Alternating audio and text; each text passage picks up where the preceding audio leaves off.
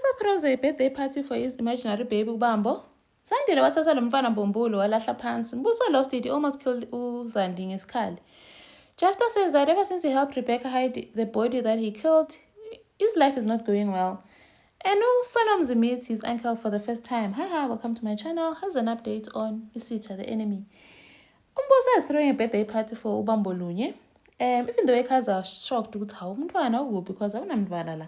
Zandile then begs them to pretend because Umbuso is still grieving, and so they must just pretend as if umntwana ukhona. Mbuso was ordering the worker to take uBambo, but Zandile decided, you know what, let's take him, ngtamthatha mina futhi ulele. He's smiling, thinking ukuthi umntwana vele weqiniso.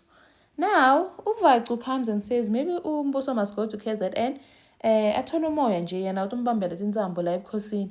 Mbuso is like, you must be crazy if you think ngizohamba ngeke usikhona wena lesibaya lesu uyi-1. And then the party starts again. Bhutika Zandile comes because Zandile umfonele. He comes ke uTika. Bafika then they start celebrating. Acule ke Mbuso is singing John is a girl, you're very good fellow. Acule ecula naye Bhutika Zandile. Bhutika Zandile is like, yo, I heard you said it's bad, but I didn't think it was this bad. Abe simanga lesi lo muntu uhlangana ingqondo ngempela.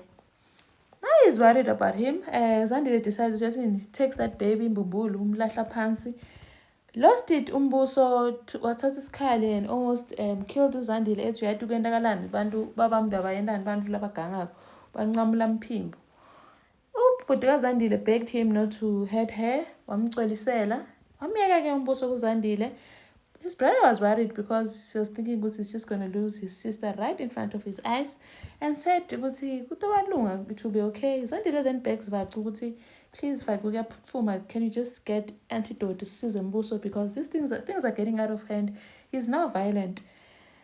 Ayale Vacu, I'd say he's not going to do that. Jiki Tika comes and says, Mbuso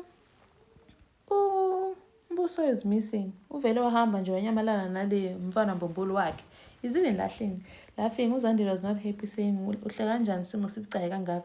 Kumele simthole lo muntu.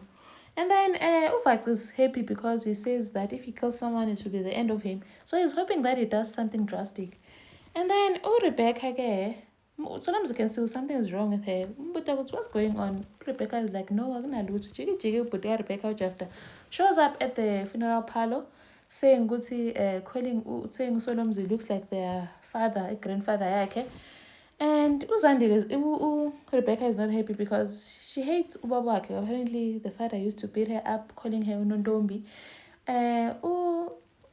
Rebecca then ran away from this situation, saying Jefta must bond no mshana wakhe uSolomzi.